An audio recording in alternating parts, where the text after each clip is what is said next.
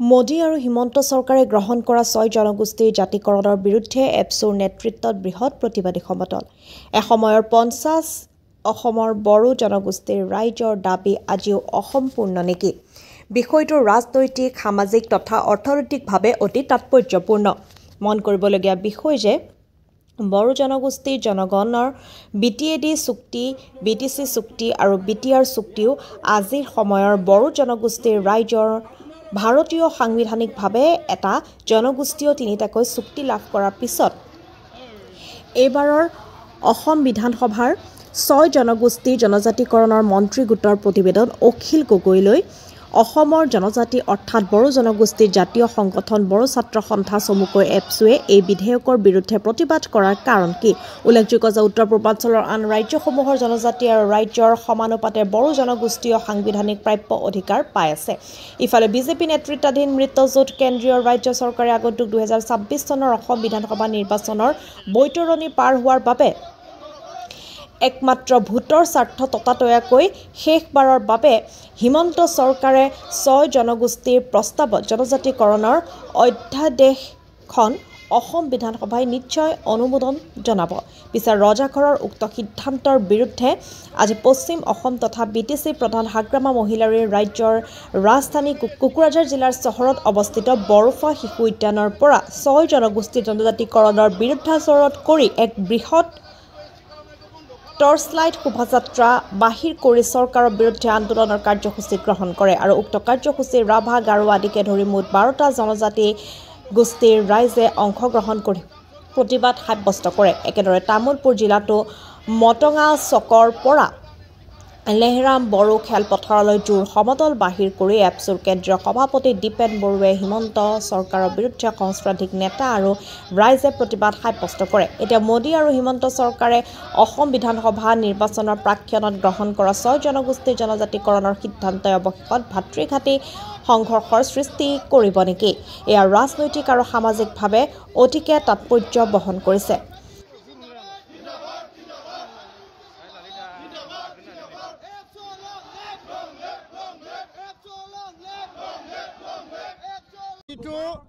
জাতিটো শেষ পৰ্যায়ত পাইছেগৈ আৰু এই সংকটকালৰ সময়ত আজি আমি নিখিল বড়ো ছাত্ৰ সন্থা, বড়ো সাহিত্য সভাৰ ছাত্ৰ সন্থা, আন ছাত্ৰ সংগঠনে একেলগে একত্ৰিতভাৱে আমি একগোট হৈ পেলাই আমাৰ জাতিটো আৰু জনজাতিৰ এই সংকটকালৰ সময়ত আমি প্ৰতিবাদী কাৰ্যসূচী লৈছোঁ আৰু চৰকাৰক আমি সকীয়াই দিছোঁ, চৰকাৰক আমি আহ্বান জনাইছোঁ, দাবী ৰাখিছোঁ যে জনজাতিকৰণলৈ কোনো ৰাজনীতি নচলিব আৰু জনজাতিসকলক অস্তিত্ব বিপন্ন কৰি পেলাই কাক বা অধিকাৰ দিয়াটো আমি কেতিয়াও সহ্য কৰিব নোৱাৰোঁ। কোনোবা অধিকাৰ বিচাৰিছে, তেওঁলোকে মাত মাতিছে, এইটো তেওঁলোকৰ কথা আৰু তেওঁলোকক অধিকাৰ দিয়াত আমাৰ বাধা নাই। কিন্তু বৰ্তমানৰ জনজাতিক ধ্বংস কৰি পেলাই কাক বা ভেলী প্ৰদান কৰিছে, কাক বা ST প্লেন প্ৰদান কৰিছে আৰু বৰ্তমান এই পৰ্যায়ত যদি 50% ৰিজাৰ্ভেশ্যন যোনটো মানে উচ্চতম ন্যায়ালয়ে, মহামান্য উচ্চতম ন্যায়ালয়ে যি এটা নিৰ্ধাৰণ কৰি দিছে, তাৰ পিছত যদি 2 কোটি নতুনকৈ জনজাতি হৈ যায়, বৰ্তমানৰ 45 লাখ 2.5 কোটি, অসমৰ 3.5 কোটিৰ 2.5 কোটি যদি জনজাতিকৰণ হৈ যায়, এই 1 কোটি উচ্চ বৰ্ণৰ লোকৰ কাৰণে আৰু মুছলমানৰ কাৰণেহে এই মানে 50% ৰিজাৰ্ভেশ্যন বাকী থাকিব। বাকী 50%ত 2.5 কোটি মানুহ সোমাই যাব। এই কথাটো লৈ নিগম নিকায়, আমাৰ 6 শিডিউল কাউন্সিল, অট'নমাছ কাউন্সিল, আমাৰ পঞ্চায়ত, VCDC, আমাৰ মেডিকেল ইঞ্জিনিয়াৰিং, স্কুল কলেজ এডমিশ্যনৰ কথা, আমাৰ চাকৰি বাকৰিৰ কথা, নিয়োগ নিযুক্তিৰ কথা, ভৱিষ্যতত এই জনজাতিসকলৰ বৰ্তমানৰ আমাৰ অস্তিত্ব সংকটকালত আছে আৰু ইয়াৰ কাৰণে চৰকাৰক আমি দাবী জনাইছোঁ, আপোনালোকে পুনৰ বিবেচনা কৰক, পুনৰীক্ষণ কৰক আৰু এই প্ৰস্তাৱ, এই প্ৰতিবেদনখন আপোনালোকে মানে এইটো উইথড্ৰ কৰি লওক। সেইটোৱে আজি আমি আহ্বান। আমি কোনো জাতিৰ লগত সংঘাত বিচৰা নাই, কাৰোবাৰ লগত আমি সংঘৰ্ষ বিচৰা নাই, কাৰো আমি অন্যায় বিচৰা নাই। কোনো জনজাতি বিচৰা এই দল সংগঠন আৰু নেতৃত্ব আৰু সেই জাতিটোলৈ আমাৰ কোনো হিংসা ভাৱ নাই। তেওঁলোকে অধিকাৰ পাওক, তেওঁলোকে নিজৰ অস্তিত্বৰ কাৰণে সাংবিধানিক, ৰাজনৈতিক তেওঁলোকৰ কিবা ৰিজাৰ্ভেশ্যন লাগে, সেইটো তেওঁলোকৰ কথা। কিন্তু বৰ্তমানৰ জনজাতিক ধ্বংস কৰি পেলাই কোনো অধিকাৰ দিয়া নহয়, সেই কথাটো চৰকাৰে বুজিব লাগে। আমি চৰকাৰলৈ ঠেলিছোঁ আৰু সেই কথাটো চৰকাৰে গাৰ্জেনৰ দায়িত্ব লৈ পেলাই আমাক এটা ন্যায় এটা সুবিচাৰ এটা সিদ্ধান্ত দিব লাগে বুলি আমি আজিৰ প্ৰতিবাদী কাৰ্যসূচীৰ যোগেদি অসম চৰকাৰক ভাৰত চৰকাৰক আমি দাবী জনাইছোঁ আহ্বান ৰাখিছোঁ ধন্যবাদ আজি আমি কোকৰাঝাৰত এই বড়োফা চিলড্ৰেন পাৰ্কৰ পৰা এটা বঞ্জাৰ ৰেলে টৰ্চ ৰেলে আমি ইয়াৰ আয়োজন কৰিছোঁ আৰু ইয়াত আমি কোকৰাঝাৰত বসবাস কৰা গাৰো ৰাভা বড়ো আৰু বিভিন্ন আমাৰ ট্ৰাইবেল সংগঠন ইয়াতে আমি একগোট হৈছোঁ কিয়নো আজি অসম চৰকাৰৰ যি কেবিনেটৰ দ্বাৰা আৰু তেওঁলোকে অসমৰ এতিয়া চলি থকা যি এটা অধিৱেশন তাত তেওঁলোকে এটা ৰেকমেণ্ডেশ্যন আৰু তেওঁলোকৰ যি ৰিপৰ্ট সেইটো তেওঁলোকে পাছ কৰি ছয় জাতি জনগোষ্ঠী কৰাৰ ক্ষেত্ৰত ST কৰাৰ ক্ষেত্ৰত তেওঁলোকে অনুমতি জনাব বুলি আমি শুনিবলৈ পাইছোঁ আৰু ইয়াৰ কাৰণে আমি সকলোৱে ট্ৰাইবেল হিচাপে অসমত বসবাস কৰা 14টা ট্ৰাইবেল হিচাপে আৰু এই কোকৰাঝাৰৰ মানে বড়োফা চিলড্ৰেন পাৰ্কৰ পৰা আমি উকিয়াই দিব বিচাৰিছোঁ অসম চৰকাৰক যাতে কোনো পৰ্যায় আমি এক্সিষ্টিং ট্ৰাইবেলবিলাকে মানি ল'ব নোৱাৰে যে আপোনালোকে এই যি 14টা ট্ৰাইবেলক নকচাত কৰি বা 14টা ট্ৰাইবেলৰ ব্যৱস্থাটো আপোনালোকে আজি জানে সকলোৱে যে অসমত 10% ৰিজাৰ্ভেশ্যন আৰু ভাৰত পৰ্যায়ত আমি 7.5%ৰ আমি ট্ৰাইবেল হিচাপে স্বীকৃতি ৰিজাৰ্ভেশ্যন পাই কিন্তু অসমৰ ক্ষেত্ৰত আজি যদি 14টাৰ বাদে যদি 6টা জাতিক যদি আপোনালোকে ট্ৰাইবেল কৰে তেতিয়াহ'লে আপোনালোকেও অভিজ্ঞত যে তাত অসমত বসবাস কৰা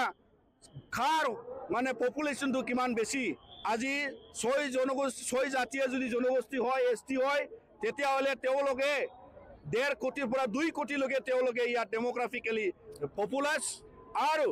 আমি এক্সিষ্টিং ট্ৰাইবেলবোৰে ইয়াতে আমি 50 লাখৰ ফলত আমি ইয়াত বসবাস কৰা এই ট্ৰাইবেলসকলৰ কি অৱস্থা হ'ব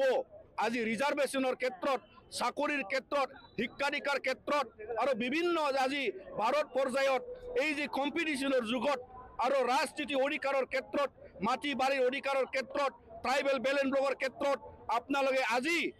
দীৰ্ঘদিনীয়া 75 ইয়াৰ্ছৰ ইণ্ডিপেণ্ডেঞ্চৰ পাছতে যদি আপোনালোকে এই কথাটো ভাবি লয় তেতিয়াহ'লে আমি ভাবিব বাধ্য হ'ম যে অসমখনে কোনো উন্নতি হোৱা নাই অসমখনৰ কোনো উন্নত ব্যৱস্থা হোৱা নাই ইয়াৰ ক্ষেত্ৰত আমি এক্সিষ্টিং 14টা ট্ৰাইবেল আমি প্ৰমাণ আছে আমাৰ শিক্ষাদীক্ষা আগবাঢ়া নাই আমাৰ বিভিন্ন চাকৰি বাকৰিৰ ক্ষেত্ৰত আমি আগবাঢ়া নাই ৰাজনীতি অধিকাৰৰ ক্ষেত্ৰত আমি আগবাঢ়া নাই আৰু ৰাজনীতি অধিকাৰৰ সুৰক্ষিত কৰাৰ ক্ষেত্ৰত আপোনালোকে 6 শিডিউল কাউন্সিলৰ যদি গঠন হৈছে তথাপিও আজিৰ দিনত যিমান 6 শিডিউল আছে ইয়াত সুৰক্ষিত নহয় যিমান অট'নমাছ কাউন্সিল আছে ৰাভা মিচিং তিৱা সকলোৱে ট্ৰাইবেল কাউন্সিলে অসমত সুৰক্ষিত নহয় যদি আপোনালোকে ভাবিছে যে 6টা জাতিক ST কৰাৰ পাছত যদি অসমখনক সুৰক্ষিত কৰিব বুলি সুৰক্ষিত কৰিব বুলি তেনেহ'লে এইটো ভুল ধাৰণা কিয়নো আজি এই পপুলাছ যি এটা এডভান্স কমিউনিটি 6 জাতি জনগোষ্ঠী যদি আপোনালোকে ST কৰে তেতিয়াহ'লে আমি মাৰ্জিনেলাইজড অৰ ডাবল মাৰ্জিনেলাইজড আমি হৈ যাম এক্সিষ্টিং ট্ৰাইবেলে আমি পপুলেশ্যনৰ ক্ষেত্ৰত মাৰ্জিনেলাইজ হৈ যাম শিক্ষা দেখাৰ ক্ষেত্ৰত আৰু আমি মাৰ্জিনেলাইজ হৈ যাম আৰু বিভিন্ন মানে অৰ্থনৈতিকভাৱেও আমি ইয়াত মাৰ্জিনেলাইজ হৈ যাম আৰু ইয়াৰ ক্ষেত্ৰত ইয়াৰ কাৰণে আমি এক্সিষ্টিং ট্ৰাইবেলবিলাকে এই আৱাজটো আমি ক্লিয়াৰ কৰিব বিচাৰিছোঁ যে অসম চৰকাৰে সাৱধান হওক অসম চৰকাৰে এই ডিচিশ্যনটো সলাই লওক যাতে কোনো পৰ্যায় 6 জাতি জনগোষ্ঠীয়ে অসমত আৰু নতুনকৈ ST নহয় কিয়নো ভাৰত সংবিধান যদি তেওঁলোকে ST হয় তেতিয়াহ'লে ইয়াত Bodo ST Garo ST Rabha ST বুলি কোনো ইয়াতে বেলেগ এটা নাই schedule tribe is a schedule tribe as recognized in the constitution তো ইয়াৰ কাৰণে আমি একটু বাধা প্ৰয়োগ কৰিছোঁ যে অসমত যদি এনেকা পপুলাছ ইন এডভান্স কমিউনিটি যদি ST হয় আমি আৰু পিছ পৰি যাম অৰ্থনৈতিকভাৱে ৰাজনীতিভাৱে শিক্ষা দীক্ষাৰ ক্ষেত্ৰত তো ইয়াৰ কাৰণে আমি এই প্ৰতিবাদটো লৈছোঁ আৰু আপোনালোকৰ দ্বাৰা আজি অসমখনৰ চৰকাৰক আৰু বিভিন্ন আজি ভাৰত চৰকাৰলৈকে এই মেছেজটো আমি দিব বিচাৰোঁ যে যদি আপোনালোকে 75 ইয়াৰ্ছৰ ইণ্ডিপেণ্ডেঞ্চৰ যদি উন্নয়নৰ অমৃতকাল বুলি চেলিব্ৰেট কৰিব পাৰে তেতিয়াহ'লে আপোনালোকে আজি কিয় ভাবিলে যে অসমখনে যদি আজি নতুনকৈ যদি ট্ৰাইবেল কৰিব যায় তেতিয়াহ'লে আপোনালোকে ভাবক যে why do you celebrate অমৃতকাল stop celebrating অমৃতকাল যদি আপোনালোকে সেইটো যদি ভাবে যে উন্নয়ন হৈছে বুলি ভাবে আজি ভাৰত সংবিধানৰ যি সুৰক্ষা কৱচৰ যি ব্যৱস্থা যি কনষ্টিটিউচনেল এৰেঞ্জমেণ্ট ট্ৰাইবেলসকলৰ কাৰণে এক্সিষ্টিং ট্ৰাইবেলৰ কাৰণে ভাৰত পৰ্যায়ত অসম পৰ্যায়ত আজি আপোনালোকে বিবেচনা কৰি চাওক তাৰ পাছত আপোনালোকে ভাবক যে নতুন ST কৰাত কি ব্যৱস্থা কৰা যায় কিন্তু আমি আজি এই টৰ্চ ৰেলৰ পৰা এই বঞ্জাৰ ৰেলৰ পৰা আমি আজি হুকিয়াই দিছোঁ যে অসম চৰকাৰে সাৱধান হোৱাটো ভাল বঙাইগাঁৱৰ পৰা ষ্টাফ ৰিপৰ্টাৰ প্ৰফুল্ল কুমাৰ দাসৰ ৰিপৰ্ট নিভাজ অসম লাইভ